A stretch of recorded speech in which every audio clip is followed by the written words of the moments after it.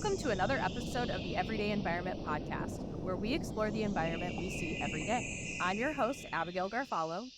And I'm your co-host, Erin Garrett. And today we are here with Sarah Sellers, Assistant Professor and Extension Specialist in Sustainable Farm and Food Systems from South Dakota State University. And she is here with us to chat about carbon markets. Welcome, Sarah. Thank you so much, Abigail and Erin. It's really an honor to be here today, and I'm very excited to be talking about this topic I've been interested in for quite a while now. Well, we are excited to have you, a new friend of the pod, all the way from South Dakota, too. So lovely to have you, and honestly, to talk about a topic that Erin and I don't know much about. We touch a lot on the ecology of Illinois and the ecology of climate change and different other challenges that we're facing in our world. And the economic side is something that we really don't address very often and think about. And it's an important aspect to address this challenge. And so we are really excited to just kind of learn more ourselves, because oftentimes we're kind of in the educator seat, like, oh yeah, let's talk about this too. But I think really we're going to be having some really fun questions and learning a lot. So bear with us as we learn with our audience, I guess. Oh, thank you.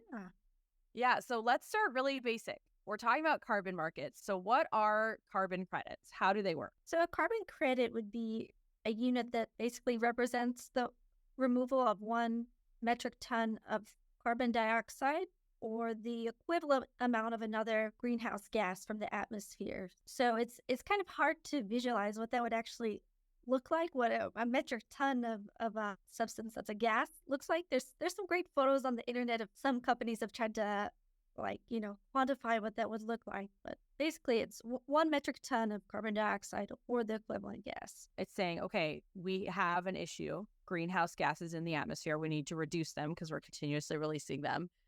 How can we kind of commodify reducing the amount in the atmosphere? And that's by having actions and efforts that are sequestering or taking carbon out of the atmosphere. Is that kind of what, am I following the right line? Yes, there's a couple different ways. So yeah, things that physically reduce or take carbon out of the atmosphere. I focus mostly on agriculture and agricultural carbon credits. So these would be processes that store that carbon in soil or plants, trees, things like that. You can also store carbon dioxide in rocks too.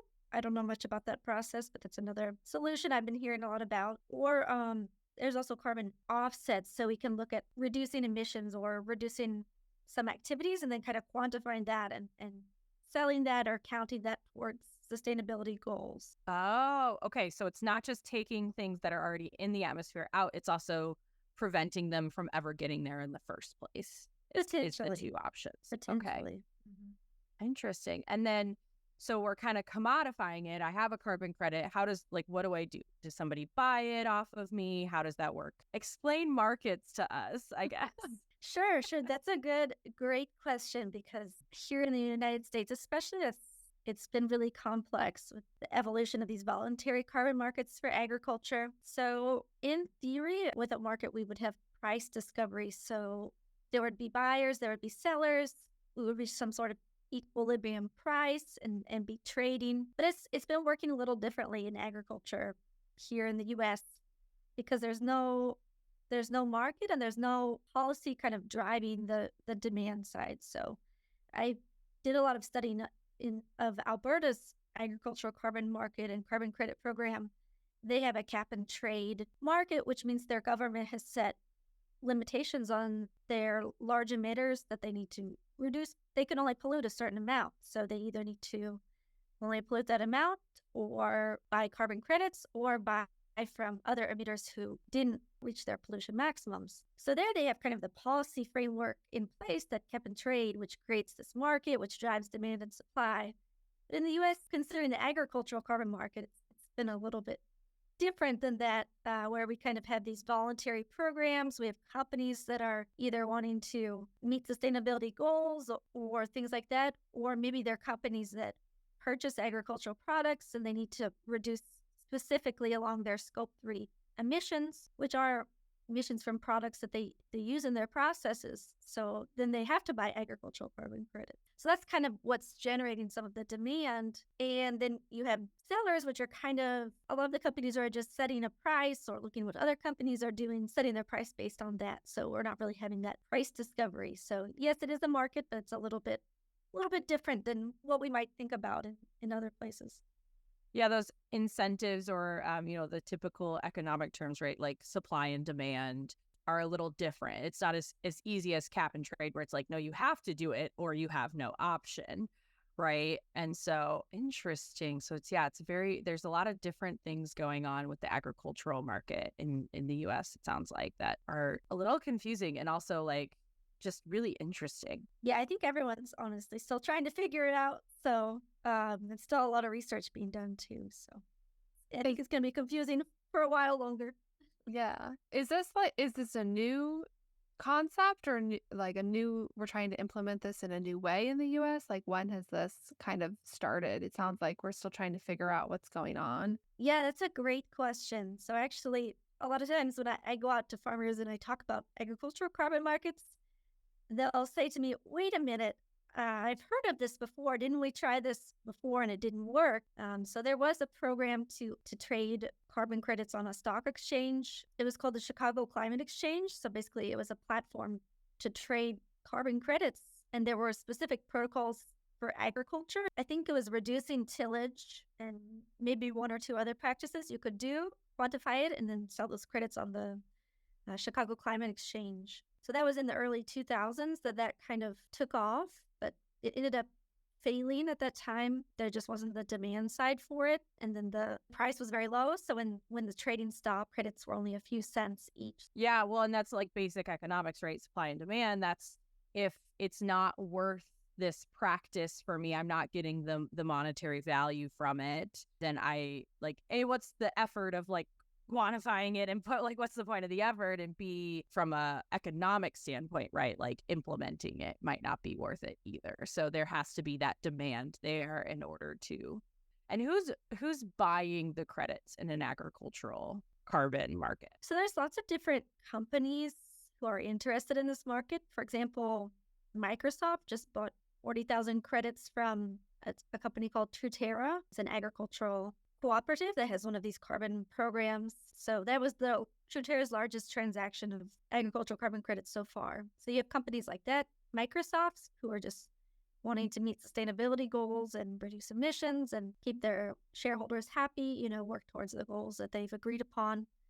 Or you may have companies that sell agricultural products, those type of companies too. So people who are buying grain or using grain in products. So, and there's other ways that companies are doing sustainability too. It's not all carbon credits. There's other programs where, for example, Pepsi is purchasing commodities from crops grown in a sustainable way. So they want to see kind of the carbon intensity score and be able to provide these labels to consumers and things like that. So there's different ways to get to that goal, and carbon markets is kind of one of those ways some companies are approaching it. Yeah, that makes sense. So what are the primary benefits that you would say for companies and individuals of using these carbon credits? Yeah, one benefit I think for farmers is it really focuses on the positives of the practices they're doing. So we know with agriculture that the practices such as reducing or no tillage, reducing nitrogen application, and cover crops, these store carbon in the soil and generate positive benefits for society. But also farmers do some practices that have negative benefits too, the emissions from their tractors and the emissions from nitrogen application. When some of that nitrogen is lost in the form of nitrous oxide, it's really harmful greenhouse gas. So I think it's putting more of a focus on some of the positive things that agriculture is doing, which I think is a plus, being able to quantify it and maybe get additional revenue streams. Farming and agriculture is a risky business. I know we have insurance and government programs in place to help with some of that risk, but at the end of the day, it can be very stressful, and some years are very risky. So I think this kind of opportunity for additional revenue streams from a source you wouldn't traditionally think of is really interesting and positive and exciting. Yeah, it's great to hear the positive side of carbon markets and the things to look forward to, the things to, make sure to point out and encourage when it comes to talking about carbon markets. But on the flip side of that, are there any challenges or difficulties that come with talking about carbon markets and trying to expand the adoption of this practice? There's been a lot of controversy in these markets, both from the supply side and the demand side. So I deal with this topic a lot, especially when talking with farmers too, because there's been a lot of hesitation on that side to enroll. There's a lot of questions, very valid questions, I mean, about the ability to measure these things, the permanence, whether we're actually making real reductions or not, things like that, and also the price of the credits and whether it's worth it for them to adopt some of these practices that are going to cost them time and money. But then also on the company side, there's a lot of concern too. I mean, some of that with the quality of the credits and being able to count towards real reductions, and also making sure that we're not double counting, so that people aren't enrolling in two programs and then the credits being counted twice. I'm also curious, and I want to talk more about the agricultural carbon market. But I'm just curious about, what are the other types of carbon credits that are available? Is it just agriculture? You said that market's kind of a little bit Wild Westy, right? In the United States. But is there other, like, I guess, sectors that are generating carbon credits to trade? Sure. I think there's a lot of other efforts going on along the same lines. Like I mentioned, the storing carbon in rocks, underground, things like that. I don't follow that as much because I'm mostly focused on the agriculture. But yeah, I think globally everyone's talking about this idea. So yeah, I think there's lots of opportunities. I don't know all the details of other programs. I'm working with a group in Indonesia. They're trying to sequester carbon in coconut trees, and they want to participate in carbon markets and sell some of those environmental benefits. So people all over the world are trying to figure out how to do this and how to quantify this. And so, yeah, commodifying that, a practice that they're doing to get like a little extra out of it and a little extra incentive to continue on with that practice, because oftentimes these sequestering or prevention practices are expensive to implement. Maybe you're retrofitting something you already have to not emit as much greenhouse gases, or you're completely like installing a new thing that is doing a little bit of a different practice. So that's really interesting to think about. It's really could be anything that's like sequestering carbon, and then how is the policy dictated around that, which kind of leads me to my next question. The economic policy provides the guidelines, right, to how that commodities market can function. Can you explain a little bit some of the new policies outlined? I know you offline had talked about, this Partnerships for Climate Smart Commodities program. Talk a little bit about that and tell me, what does that mean for the agricultural carbon market? Sure. So that was a competitive grant program that basically provided $3.1 billion in funding to different projects who were trying to research how to kind of quantify and commodify some of these, what they call climate smart commodities, which is agricultural products produced using these specific practices, such as cover crops or reduced or no-till or certain nitrogen management, and a lot of other unique things too, very project specific, a lot of different things you can think of. So that program was launched, and I think everyone's kind of eagerly awaiting the outcome of a lot of those projects. I think one of the goals of those projects is to help figure out how to quantify the carbon sequestration and how the credits are generated a little bit better, because that was one of the big questions when this all emerged. A lot of companies were using modeling, and there was some criticisms of that. So I think having some of this data and ground truthing and maybe even new approaches to the quantification is really exciting. We've also seen some legislation passed. So the Growing Climate Solutions Act, this will kind of provide technical service to help people navigate and enroll in agricultural carbon markets. And also it defines the USDA's role as kind of they host kind of a central registry of the agricultural carbon credit programs, and they have to meet certain, I think, requirements to be able to be part of that registry. So getting more towards more regulation and more rules in place, which I think will be very helpful for both the buyers and sellers of credits. And then there's been some new policy documents released. It's not actual policy, it's just kind of guidelines for how the government's planning to think about engaging with voluntary carbon markets. So they've kind of outlined 7 principles that they plan to follow and that they think others should be following when engaging with these markets. Nice. And how are those guidelines affecting the agricultural market? Are there a few specific ones that matter to them, or are they all kind of guiding it? Yeah, so there's 7 total. There's a couple I think, in my opinion, are going to affect agriculture the most, which would be principles 1 and 3. So principle 1 kind of defines some of the integrity standards that the voluntary carbon markets need to follow. It's been one of the big criticisms of agriculture is some of these practices are really reversible. So if you adopt no tillage, and then all of a sudden, a couple of years later, you decide to go out and till up your field, all of that carbon gets released back into the atmosphere, and you kind of reversed everything you've done. So there's been a lot of fair criticisms of some of these practices. So I think this document, one of the things they suggest or they state is that the carbon has to stay stored for a certain number of years. They don't say exactly how many yet, but I think that kind of defining this and bringing this attention to some of these agricultural carbon programs is what that principle will do.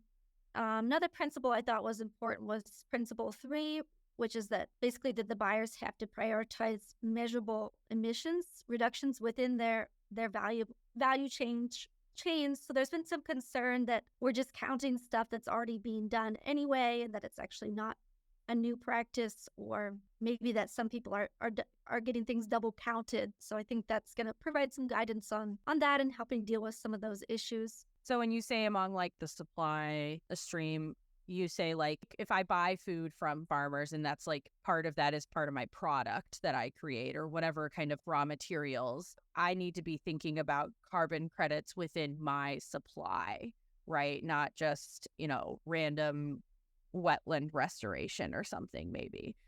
Exactly. Okay. So you can do both. You can think about the random wetland restoration for some of your credits, but if you need to reduce specifically along a certain scope, so that would be like scope 3, if you're producing food products and you're using agricultural products, you need to reduce along your agricultural supply chain. So then you need to use some agricultural carbon credits to do that. Yeah, my question was going to be about the timeline too, because I was wondering like when, companies are looking at emissions reductions, and I was just thinking, I'm like, I don't know if that's like overall, if they just buy a credit once, it counts for the whole timeline, or like which is what you brought up, right? In the challenges is that it's really hard to quantify like how that carbon is being captured and how long it's being held. So that's just really interesting to think about. Like, how would you even put a number on that? I doubt that would be really challenging, but I think like would help take it from more of the abstract concept, I guess, to like making it, if it's for X number of years and then it'd have to be like redone or rebought or something like that. I don't know. That's over my head, but interesting to think about. Yeah, I think it's fascinating because we can think about putting any variety of numbers in there. Some policies that suggest 100 years, well, that's going to be impossible for agriculture. We can't, that's more than one generation for sure. So we can't guarantee the next person farming the land. It's really hard to guarantee that they'll keep following those practices. But if we say 1 or 2 years, then are we really accomplishing what we set out to? So it's really fascinating to me what that kind of timeline looks like and where that point is where we're really getting somewhere quantifiable and measurable. And it's only beneficial for everybody involved that the valuation is properly assessed, right? Like for the purpose of the program in general, you want it to be like not just via rubber stamp, and you're buying into something that you're representing as well. Like you're like, I bought a carbon credit with this, and it's people's livelihoods if it's agricultural, especially. And so the valuation is really important to all involved, and undervaluing it and overvaluing it are not quite setting out what the program intended for either way. Absolutely. Yeah, and that's something when I look at Alberta's program, the money that the participants are receiving, you're not going to buy a farm with it, but it's enough income to be interesting and maybe help supplement some of your practices or some of the new things you want to try. So at the end of the day, I don't think you're going to pay off your farm with carbon credits, but I think at the proper valuation, it has potential to be an interesting or useful amount of money Yeah, and it's interesting too to think about because beyond the carbon benefit, I mean, a lot of these changes, these agricultural practices have like bigger impacts too. Like they're good practices to do for a multitude of purposes. This is just like one way to think about it. So it's easy to get focused on that. But if we can like have a successful market for these, then we're going to have like increased benefits, for water quality and other aspects too. So everything's all connected and all the different pieces all fit together. And it's interesting to kind of get this perspective on it too. Yeah, absolutely. I completely agree with that. Yeah, and there's been some talk of trying to put valuations on the water quality benefits and the biodiversity benefits of some of these practices, but I think that can get pretty complex.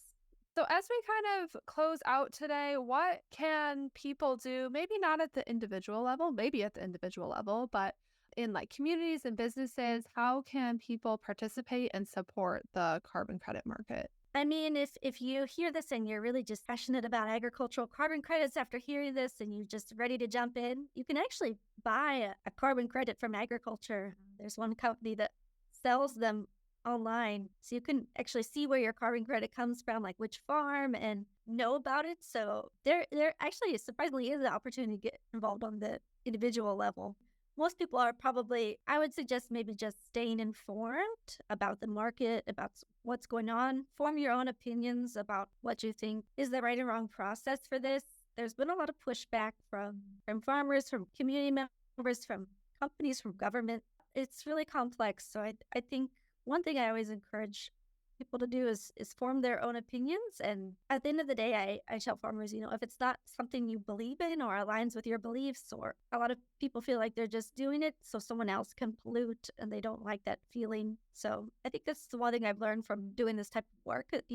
That's why I like that the program's voluntary, because you don't have to participate. So I would just encourage people to keep informed, keep learning more, and I'm really optimistic that this will evolve into something that benefits farmers and society, so we can reach some of these goals that have been set and adopt some of these practices that traditionally have some financial barriers. Yeah, that's often what we hear is like that. I can't get over that hump. The benefits go way above it, but I can't get over that financial hump of that financial barrier of getting to that actual practice because it takes either an initial investment. And so having that little bit of extra incentive and money that you might know coming your way is really beneficial. And that's honestly, it's another tool in the toolbox too, right? Like this is a huge challenge that we're all facing. I've said this in another episode, there's no one solution. And it's going to take a lot of creativity and a lot of different brains and a lot of different expertise. And this is one of those, right? This is the economic way that we're addressing it. And there's lots of things to figure out, lots of research to be done. And isn't that always the way it is, right? It doesn't mean it's not doing good stuff. Absolutely. And I always remind people, we're not the first ones to come up with this idea either. Alberta's had a functioning agricultural carbon market over 20 years. So I really feel we can learn a lot from what they've done and how they've approached things and their protocols and the way they've phased out some of their protocols. And we want to be at the cutting edge with some of the research, but also it's comforting to know that others have done it and it's working. Yeah, there's definitely something comforting about, you worked out the kinks for me. Thank you. Definitely. All right. Well, Sarah, thank you so much for sharing your knowledge on carbon markets. Now we are going to finish today's episode with Everyday Observation, where we highlight the mundane and normal of our environment that is actually really interesting. Erin, why don't you kick us off? So a lot of the times we focus on, Abigail and I love to give updates on our pollinator gardens or native plants, but a lot of us just have a little patch of lawn, right? And we forget that if you're like me, you have a lot of weeds in your lawn. And there can be some magnificent things that you can discover and benefits that you can have to insects and wildlife just in your lawn. So I recently did a little activity where you take a piece of masking tape and you make a bracelet on your arm with the tape facing outward, not stuck to your skin. And then you're tasked with walking around just like a park area or a backyard and finding cool things to stick on it. It's an activity for youth. And it was just really fun to put together, like picking little buttercup flowers and like clover and things that, we just see as weeds, and just making a little bracelet. Other people that I was with picked up all these cicada shells, and that's what they made on their bracelet, which was really fun. But it's just a reminder that there's like a little piece of beauty and a fun thing to explore, even in the lawn that always looks like a monoculture, right? So it was kind of a fun activity to just like open your eyes and see the things that we often overlook in our everyday environments. So that's my observation. I was like, is she gonna bring in the nay? I am. That was great. Well, thank you, Erin. That was lovely. Sarah, what's your everyday observation today? I would have to say probably some of the wildlife out here in South Dakota. So I'm originally from Illinois, grew up in West Central Illinois, so I kind of was really familiar with how things are there, and then moved to South Dakota about a year ago, and a couple weekends ago we went out west to Custer State Park and the west side of the state. So we were camping and hiking, and we saw a bison pretty close. So that was just fascinating. The prairie dogs, and we saw a coyote, we saw a yellow-bellied sapsucker. We really like birds, so we're especially looking for birds. So just some of the cool animals and plants and birds I've seen out here in South Dakota.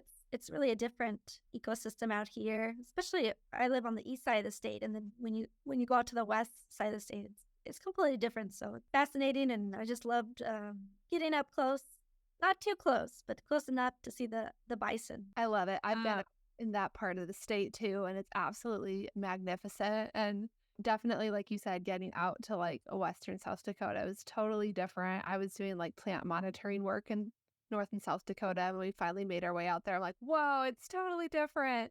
It's just a really cool area to explore for sure. One of my favorite things to do when I go to other states is to look up all their state symbols, because they're just kind of like sensically, and also like kind of like, school children are like, this should be the state flower or whatever, right? Like, or, like sometimes it's sensical, sometimes it's not. But I just love to look up all of the state symbols of that state and then try and find the natural ones, because it's just a little funny to me, and then gives you like a little insight into that state a little bit too. And so that kind of made me think of it. All right, Abigail. Yes. So I literally just walked outside my backyard before recording this, and I was just kind of looking around and got lots of things coming out. But I noticed these like larger ants crawling up and down this plant. And then it wasn't like, a crazy amount, but it was like 6 to 10, like up and down, which they weren't the really tiny ones. They were a little bigger. And I was like, what are they doing there? And I got closer, and like the stem of the plant looked really weird. And I noticed it was like all covered in aphids. And so I was thinking about it. I was like, oh, yes, like from the, back in my memory, I'm like remembering that aphids produce honeydew. And so I just kind of happened upon like basically ants farming the honeydew that the aphids were producing. So they're eating just like the product of the aphid, which I just thought was really cool to see, and just like something in my backyard that I'm like, ooh, like a little nature happening back here. And so that's my everyday observation today. Love that. The aphids have definitely popped in the last few days. I have seen them all over in my yard too. Yeah, sometimes you get like a little concerned about them, but most of the time they're pretty not that big of a deal, depending on what you're producing, right? And most like flower species or whatever, you're like, yeah, it's fine. You could also knock them off with a hose if you really wanted to. Yeah, most of the time they're just kind of like a cool observation into the ecology of that space. This has been another episode of the Everyday Environment Podcast. Check us out next week when we talk to Dennis Bowman about ecovoltaics. This podcast is a University of Illinois Extension production, hosted and edited by Abigail Garofalo, Erin Garrett, and Amy Leffringhouse. University of Illinois Extension.